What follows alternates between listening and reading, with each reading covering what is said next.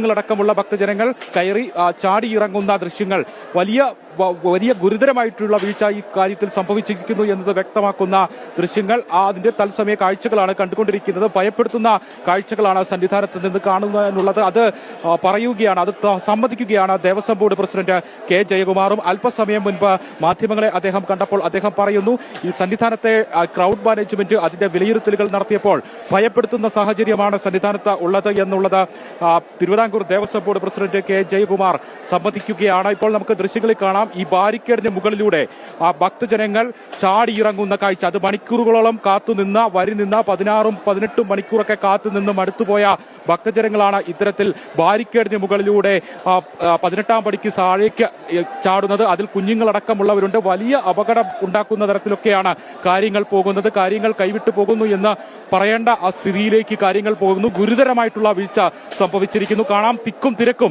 വലിയ തിക്കിലും തിരക്കിലും 18ാം പടിക്ക് താഴേക്ക് ഭക്തജനങ്ങൾ തിങ്ങി നിറഞ്ഞെത്തുന്ന ആ കാഴ്ച കാണാം. വലിയ ഗുരുതരമായിട്ടുള്ള വീഴ്ച അത് സംഭവിച്ചിരിക്കുന്നു. അതിന്റെ ഒരു ഭയപ്പെടുത്തുന്ന ദൃശ്യങ്ങൾ തന്നെയാണ് സന്നിധാനത്ത് നിന്നും കാണുവാൻ ഉള്ളത്. 16-18 മണിക്കൂറൊക്കെ എന്ന് പറയുമ്പോൾ ഒരു ദിവസം മുഴുവൻ, ഒരു ദിവസത്തിൽ കൂടുതൽ, ഒരു രാത്രി മുഴുവൻ കാത്തുനിന്ന ഭക്തജനങ്ങളാണ് ഇങ്ങനെ തിങ്ങി നിറഞ്ഞ സന്നിധാനത്തേക്ക് എത്തിയിരിക്കുന്നത്. അവർ ക്ഷമ നശിച്ച് 18ാം പടി കയറുന്നതിന് വേണ്ടി, സ്വാമിയെ കാണുന്നതിന് വേണ്ടി തിക്കിത്തിരക്കി എത്തുന്ന, വലിയ തിരക്ക് ഉണ്ടാക്കുന്ന, വലിയ പ്രത്യാഘാതങ്ങൾ ഒരുപക്ഷെ സൃഷ്ടിച്ചേക്കാവുന്ന, വലിയ അപകടങ്ങൾ സൃഷ്ടിച്ചേക്കാവുന്ന ആ ഒരു നിമിഷത്തിലേക്ക്, ആ ഒരു ഘട്ടത്തിലേക്കൊക്കെ പോകുന്നു എന്ന് നമുക്ക് പറയേണ്ടിയിരിക്കുന്നു. അതിന്റെ കാഴ്ചകൾ, ദൃശ്യങ്ങൾ 18ാം പടിക്ക് താഴെ നിന്നുള്ള ദൃശ്യങ്ങളാണ് കാണുന്നത്. ക്രൗഡ് മാനേജ്മെന്റിൽ വലിയ വീഴ്ച സംഭവിച്ചു എന്നുള്ളത് സത്യമാണെന്ന് ദേവസ്വം ബോർഡ് പ്രസിഡന്റ് കെ ജയകുമാറും തുറന്ന് സമ്മതിക്കുന്നു. അതിന് കാരണമായിട്ട് അദ്ദേഹം ചൂണ്ടിക്കാണിക്കുന്നത് മുൻ തിരുവിതാംകൂർ ദേവസ്വം ബോർഡ് ഭാരവാഹികളുടെ വീഴ്ച എന്നുള്ളതാണ്. മുന്നൊരുക്കങ്ങൾ ഉണ്ടാക്കുന്നതിൽ കൃത്യമായ വീഴ്ച സംഭവിച്ചിരിക്കുന്നു. കാണുമ്പോൾ തന്നെ പേടി തോന്നുന്നു. കാരണം ഒരു വലിയ അപകടം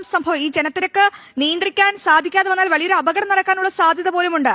അപ്പോൾ ഈ എ ജയകുമാർ ഇത്തരത്തിലുള്ള സത്യം തുറന്നു പറയുന്നുണ്ടെങ്കിലും അദ്ദേഹം ഇതിനെതിരെ എന്ത് പരിഹാരം കാണാനാണ് ശ്രമിക്കുന്നത്?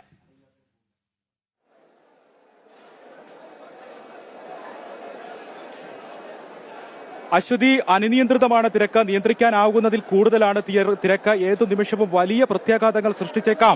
ഭയപ്പെടുത്തുന്ന സാഹചര്യങ്ങളിലേക്ക് സന്നിധാനം പോകുന്നു. ഇപ്പോൾ നമുക്ക് ദൃശ്യങ്ങളിൽ കാണാം, ബാരിക്കേഡ് മറിച്ചിട്ടുകൊണ്ട് അതിന് മുകളിൽ കൂടി ഭക്തജനങ്ങൾ 18ാം പടിക്ക് താഴേക്ക് പോവുകയായിരുന്നു. ബാരിക്കേഡിന് മുകളിൽ കൂടി ചാടിക്കടക്കുന്നുണ്ട്.